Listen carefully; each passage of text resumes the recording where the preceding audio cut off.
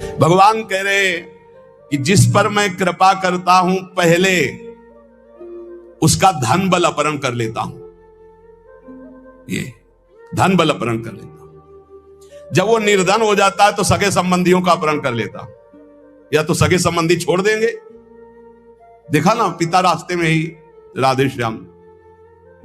बहुत कृपा समझना कठिन है। सुनाया था एक बार भगवान शंकर की कृपा। माता पार्वती जी से कहा चलो मैं आपको अपने भक्त के दर्शन कराता हूं। बोले चलो प्रभु। तो बोले पहले अभक्त के दर्शन कर लो, तब भक्त के दर्शन आप सुख पाओगे। तो गए तो सुपारी कतर रहे थे बैठे, इसमें बढ़िया गद्दा लगा हुआ था, गिरदा लगा, 50 गाय 50 भैंसे दूध दुही जा रही थी। प्रातःकालीन का समय था। संत वेश में गए और कहा भगत जी 100 ग्राम दूध दे दो, शालिग्राम भगवान को स्नान कराना है। चल दिया सुबह से, और क्या क्या बोलना। महादेव जी ने कहा हे भगवान जितनी संपत्ति और वैभव इससे दुगना इसकी कर दो। माता जी ने कहा औघड़ इसीलिए कहा जाता है इनको, बड़े औघड़ नाथ है। 100 ग्राम दूध ले दिया, गाली दिया, ऊपर से कह रहे संपत्ति कह दे दुगनी। बोली नहीं पर अंदर अंदर बहुत विचित्र औढ़र दानी है इनका। आशुतोष बोले चलो भगत के दर्शन। बोले अभक्त तो ऐसा था कि अगर आप साथ ना होते तो इसको भस्म ही कर देती हम, क्योंकि अंबा तो शक्ति है। आपका अपमान। अभक्त ऐसे ही होते हैं, तुम्हें नाराज नहीं होना।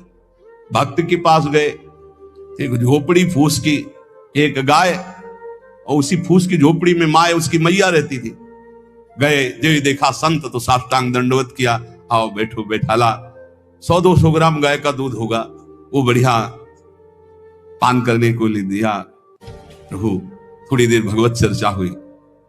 भगवान शिव ने कहा अच्छा भाई चलते हैं, हम तो विचरण करते रहते हैं। बोले संत भगवान कभी पुनः कृपा करके आना। हम कुटिया के बाहर निकले और कहा हे करुणा निधान भगवान इसकी गैया और मैया दोनों हटा दो, मार दो। अंबा जी ने कहा आप बर्दाश्त नहीं होगा। 100 ग्राम दूध नहीं दिया तो उसको दुगना संपत्ति दे दी, और एक गाय पूरा दूध आपको पिला दिया, और मैया बातचीत करने के लिए थी उसको भी आपने मार दिया। कहा कि ये क्या है? अभी तुम नहीं समझे।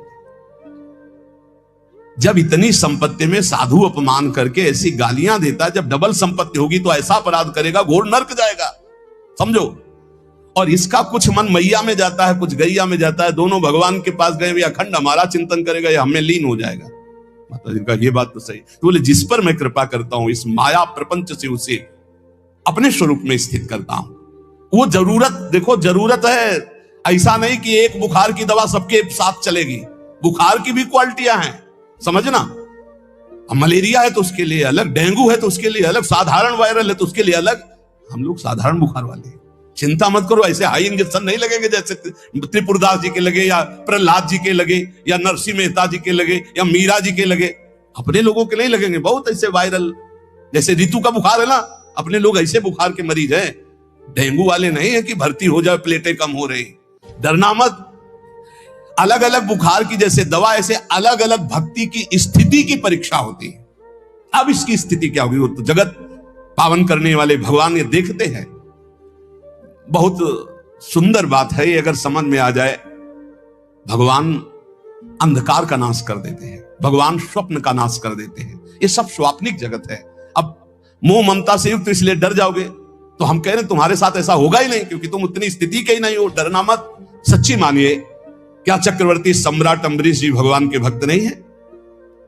ध्रुव जी भगवान के लिए भजन करने के लिए गए तो आज ऐसा पद मिला कि त्रिभुवन में किसी को नहीं।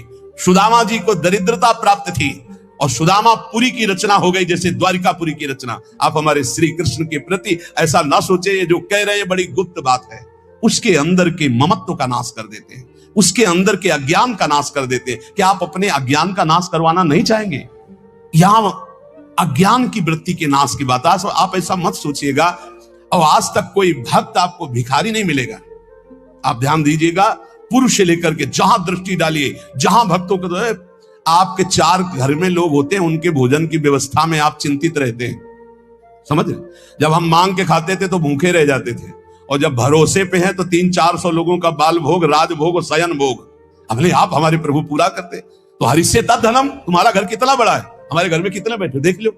घबराना मत, इसलिए हम कह रहे डरला मत, अब इसीलिए कह रहे हैं, नहीं तो आपको लगेगा भगवान कह रहे यस्याम अनुग्रहणामि हरिष्ये तद्धनम, ये धन ही हर जाएगा तो हमारे भक्ति का मतलब क्या रहेगा? नहीं, इसका मतलब है अज्ञान का नाश हो जाना, तम का नाश हो जाना, माया मोह का नाश हो जाना। क्या आप दुख का नाश नहीं करवाना चाहेंगे? ये भक्ति दुख का नाश करके सर्वतो भावेन महासुख प्रदान करने के लिए है।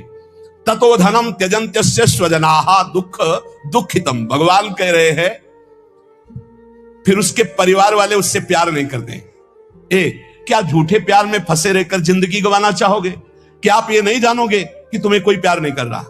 क्यों झूठ में जीवन व्यतीत करना चाहते हो? सच्ची कोई प्यार नहीं कर रहा, कोई प्यार अपने सुख के लिए प्यार कर रहा है, कोई तुम्हें प्यार नहीं कर रहा। तो भगवान कह रहे हैं मैं परिवार से भी उदासी पैदा, कोई उसको प्यार नहीं करता। असलियत में आ गई बात कि कोई प्यार नहीं करता। फिर कह रहे हैं कि जब वो व्याकुल चित्त हो जाता है, कोई उसे प्यार नहीं करता, ऐसा लगता है सब मुझे छोड़ दिए, तब मैं एक रास्ता देता हूं अपने भगवत प्रेमी महात्मा का।